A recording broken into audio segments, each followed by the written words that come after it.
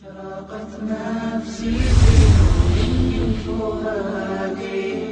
حينما رددت يا رب العباد وانتشت روحي وصار الدمع يجري يا إلهي خذ بقلبي بالرشاد أشرقت نفسي بنور من فؤادي حينما رددت يا رب العباد وانتشت روحي حضور پاک صلی اللہ علیہ وسلم کی ایک دوشریک بہن تھی، یہ بھی حضرت حلیمہ کے گود میں پلتی تھی اور آپ کے ساتھ اپنا وقت گزارتی تھی۔ اب اس کے بعد مدت ہوئی، آقا کی نبوت کا اظہار ہوا اور ظہور نبوت کے بعد آپ کی ہجرت ہوئی اور 13 سال مکے کی زندگی کے بعد آپ مدینے کو چلے گئے۔ ادھر لوگوں نے حضرت شیمہ سے پوچھا کہ شیمہ تمہارا ایک دوشریک بھائی تھا اور ان کا نام محمد ابن عبداللہ تھا، تمہیں یاد بھی ہے؟ اس نے کہا کہ خوب یاد ہے، ہم بچپن میں حلیمہ کے گود میں کھیلا کرتے تھے اور ایک دوسرے سے اپنا دل بہلایا کرتے تھے۔ فرمایا تمہیں پتا ہے کہ اب وہ مدینے میں ہیں اور انہوں نے نبوت کا دعویٰ کیا ہے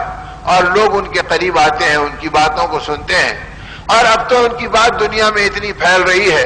کہ بڑے بڑے وقت کے سرداروں کے نمائندے ان کے پاس آتے ہیں، علاقوں کے بادشاہ ان سے ملنے کے لیے آتے ہیں، بڑے بڑے قاصد اور سفیر ان کے قدموں میں بیٹھتے ہیں۔ تجھے بھی کبھی اندازہ ہوا کہ تو اپنے بھائی کو سے ملاقات کرے اور دیکھے کہ وہ تجھے پہچانتا بھی ہے یا نہیں پہچانتا ہے؟ شیمہ کہتی ہے میرے دل میں گدگداہٹ پیدا ہوئی اور میرا جی چاہا کہ چلو اپنے بھائی سے ایک ملاقات تو کروں جن کے اتنے چرچے سن رہی ہوں، تذکرے میرے کانوں میں پڑ رہے ہیں۔ جب میں نے جانے کا ارادہ کیا تو ایک ٹولی عورتوں کی تیار ہوئی میرے سہیلیوں کی، انہوں نے کہا کہ شیمہ اگر تم جا رہی ہو تو ہم بھی تمہارے ساتھ مدینے کو چلیں گے اور وہاں کے ماحول کو دیکھیں گے اور تمہارے سفر کے ساتھی بنیں گے۔ کہتی ہے کہ میں اپنے سہیلیوں کو لے کر مدینہ طیبہ اونٹوں کا قافلہ تیار کیا اور سفر کیا، اور جب مدینہ طیبہ کی سرحد پہ پہنچے تو صحابہ کرام کا وہ طبقہ جو گشت کر رہا تھا اور مدینے کے حدود کی حفاظت کر رہا تھا، انہوں نے دیکھا کہ کچھ اجنبی عورتیں ہیں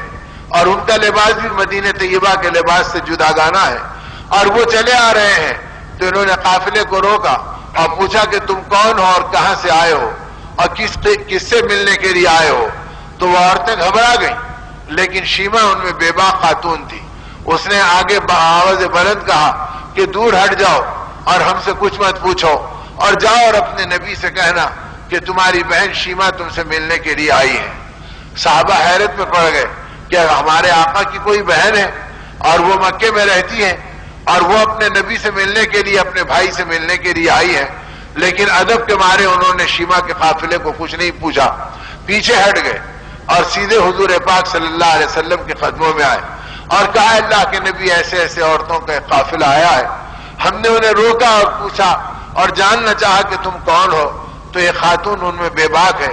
اس نے بآواز بلند کہا کہ دور ہٹ جاؤ اور ہم سے کچھ مت پوچھو، اپنے نبی سے جا کے کہہ دو کہ تمہاری بہن شیمہ تم سے ملنے کے لیے آئی ہے، اگر وہ اجازت دے تو ہم آ رہے ہیں ورنہ ہم پلٹ جائیں گے۔ یہ سنتے ہی صحابہ کہتے ہیں کہ آقا بےتاب ہو گئے، چہرہ بے چین ہو گیا، آنکھوں میں آنسو محبت سے چمکنے لگے۔ فرمایا بے شک وہ میری بہن ہے، اسے پورے اکرام کے ساتھ لاؤ اور کوئی دل آزاری کا معاملہ مت ہونے دو اور جاؤ اور ان کو اہتمام سے لاؤ۔ اب وہ صحابہ کا قافلہ گیا اس عورتوں کی اس آنے والی جماعت کو اور لانے کے لیے۔ ادھر آپ نے فرمایا کہ مسجد نبی کے صحن کو صاف کرو، اسے جھاڑو دے دو اور اپنے گھر والوں سے کہا کہ جو اچھی چادریں ہیں بھیج دو تاکہ میں اپنے بہن کا استقبال کروں اور اس کے ساتھ اکرام کا معاملہ کروں۔ حضرت شیمہ کہتی ہیں جب ہم پہنچے تو مسجد نبی کے صحن کے قریب تو میں نے دیکھا کہ آقا سے محبت کرنے والوں کی ایسی محبت ہے کہ دنیا میں کبھی ایسی محبت کو سوچا بھی نہیں جا سکتا اور دیکھا بھی نہیں جا سکتا۔ آقا ایک طرف دیکھتے ہیں تو صحابہ آپ کے چہرے انور کو دیکھتے ہیں، جب آقا ان کی طرف پلٹتے ہیں تو ادب سے نگاہیں گر جاتی ہیں اور آنکھیں جھک جاتی ہیں، وہ اپنے نبی سے آنکھ میں آنکھ ملانے کو تیار نہیں ہے۔ ایسی ادب کا نمونہ صحابہ کرام نے دیا ہے کہ حضور اکرم صلی اللہ علیہ وسلم کی دنیا سے پردہ فرمانے کے بعد جب صحابہ سے لوگ پوچھتے کہ آقا کا حلیہ مبارک بیان کرو تو ایک بڑا طبقہ تھا جن کی چیخیں نکل جاتی تھی اور رو کے ان کا بدن کانپ جاتا تھا اور کہتے تھے کہ اپنے نبی کی عظمت میں کبھی جی بھر کے دیکھنے کا موقع نہیں ملا تو ہم کہاں سے آقا کا حلیہ بیان کر سکیں. یہ تو ابوبکر و عمر کا مقام تھا جو آقا کے قریب بیٹھتے تھے اور آقا کے چہرے انور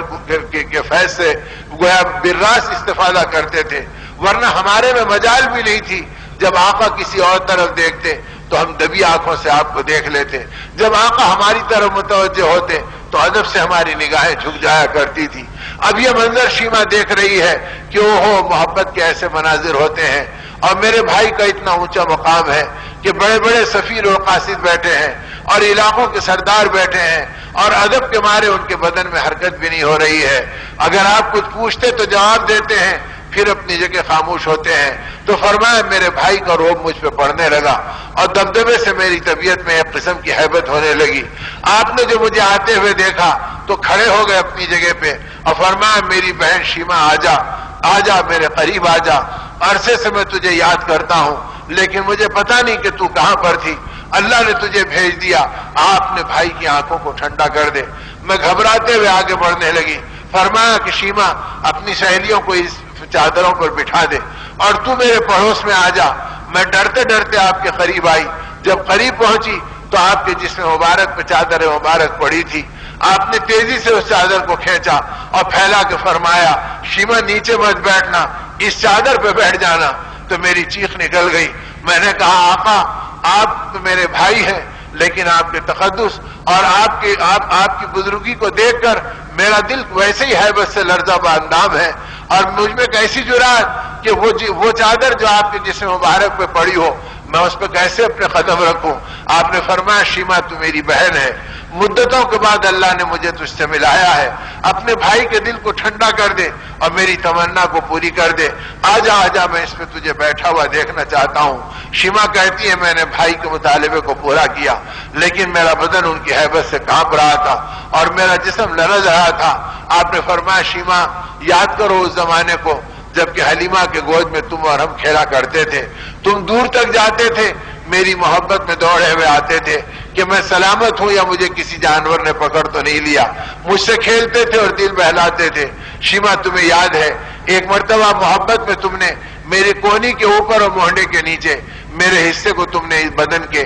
تم نے اپنے دانتوں سے کترا تھا، آج تک وہ دانتوں کے نشان موجود ہیں. جب تم یاد آتے ہیں تو میں اسے پیار کر کے تمہاری محبت کی تسکین کا سامان کرتا ہوں. شیما کہتی ہے میرا کلیجہ پگھلنے لگا اور میرا دل بے قرار ہو گیا کہ کیسا محبت والا بھائی ہے کہ ان مشاغل کے بیچ میں وہ میری محبتوں کو یاد کرتا ہے اور میرا اتنا خیال کرتا ہے. شیما کہتی ہے کہ آقا کے اخلاق کو دیکھ کر ان کی محبتوں کے نظاروں کو دیکھ کر میرا دل اتنا پگھلا کہ میں نے کہا کہ آئی تو تھی میں اپنے بھائی سے ملنے کے لیے اور ابن عبداللہ کو دیکھنے کے لیے لیکن دل بے قرار ہے باپ کو محمد رسول اللہ پکارنے کے لیے. آپ وہ ایمان کا کلمہ مجھے بھی پڑھا لیجئے اور اپنی غلامی میں مجھ کو بھی داخل کر لیجئے. حضور پاک صلی اللہ علیہ وسلم نے ایمان کی دولت سے سرفراز فرمایا اور ان کو ایمان کا کلمہ پڑھایا. آپ خوشی کے مارے آپ کی آنکھوں سے آنسو ٹپک گئے. آپ نے فرمایا مولا آپ کیسے کریم ہیں کہ آپ نے اپنے نبی کی محبت میں اس کی بہن کو کھچے کھچے پہنچا دیا اور اسے جہنم سے بچنے کے اسباب دے دیے اور اسے جنت کا حقدار بنا دیا. شیما کہتی ہیں کہ آقا کی اس محبت سے میرا دل پگھلنے لگا. آپ نے فرمایا میری بہن اگر تو رہنا چاہے تو میں مدینے میں تیرے لیے کوئی ٹھکانہ بنا دوں اور تیرے لیے کوئی گھر کا انتظام کر دوں اور اگر جانا ضروری ہے تو بتلا دے میں تیرے لیے سفر کا انتظام کر دوں. شیما کہتی ہے میں ہچکیوں اور سسکیوں میں تھی. میں نے کہا کہ میرے بھائی ایسی محبتوں کے بعد میں آپ کے قدموں کو چھوڑ کے کہاں جا سکتی ہوں؟ آپ اللہ کے نبی ہیں اور میں آپ کی باندھی ہوں لیکن آپ نے وہ کلمہ مجھ کو پڑھایا ہے کہ اب میرا جی چاہتا ہے کہ میں اپنے قبیلے والوں کو جہنم کی آگ سے بچاؤں اور میں مکے کی عورتوں کو حق کا پیغام سناؤں. اگر زندگی بچے گی تو پھر آپ کے قدموں میں آؤں گی ورنہ آپ کے پیغام حق کو لے کر میں مکے کو جانے کے لیے بے چین ہوں. آقا نے فرمایا ٹھیک ہے. صحابہ سے فرمایا اچھے اونٹوں میں سے ایک اونٹ کا انتخاب کرو. پھر آپ ہی نے اس انتخاب کو اپنی نگاہوں سے کیا. اس اونٹنی کو لایا اپنے ہاتھوں سے اس کا کجاوا کسا اور اس کے رکاب ڈالے اور فرمایا کہ شیما اس کے اوپر بیٹھ جا. جب شیما کو بیٹھنے میں تکلف ہوا تو فرمایا بہن اس میں تجھے تکلیف ہوگی، میں بیٹھ جاتا ہوں، تو تو میرے کاندھوں پہ پیر رکھ کر اس کے اوپر چڑھ جا۔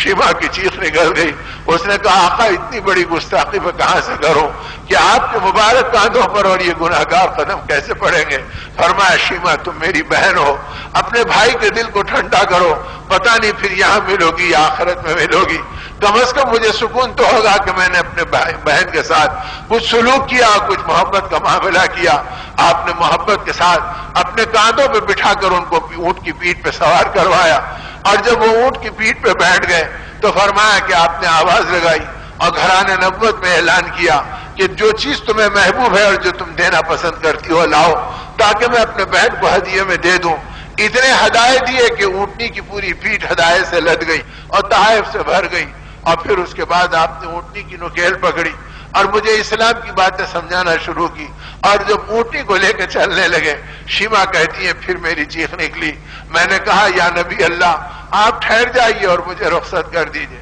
اور اگر آپ چلنے کا ارادہ کرتے ہیں تو میں اتر جاتی ہوں اور آپ بیٹھ جائیے۔ فرمایا میری بہن بیٹھے رہی ہو، اپنے نبی کو جی بھر کر اپنی بھائی کو دیکھ لینے دو اور اپنی آنکھوں کو ٹھنڈا کرنے کا موقع دو۔ مجھے اترنے نہیں دیا، یہاں تک کہ مسجد نبی سے مسجد قباء تک 3 میل کا راستہ رسول پاک صلی اللہ علیہ وسلم نے پیدل چل کر اور اپنی بہن کو اونٹنی پہ سوار کرا کر ان کو رخصت کیا، اور وہاں سے پھر وہ آگے بڑھی۔ کہتی ہیں کہ میں بالکل بےتاب و بے قرار چلی۔ جب مکے میں داخل ہوئی تو مجھ کو عورتوں نے گھیر لیا کہ دن بہت ہو گئے، توقع سے زیادہ ہو گئے، ہم ڈر رہے تھے کہ تم کسی حادثے کا شکار ہو گئے یا نبی کی محبت میں تم وہیں ٹھہر گئے، پہلے یہ بتاؤ کہ تم نے اپنے بھائی کو کیسے پایا؟ شیما کہتی ہے کہ میری چیخیں نکل گئیں، اور میں نے کہا میں قسم کھا کے کہتی ہوں زمین کی آنکھوں نے اور آسمان کے سائے نے آج تک ایسے بھائی کو نہیں دیکھا ہوگا جیسا بھائی محمد رسول اللہ صلی اللہ علیہ وسلم جیسا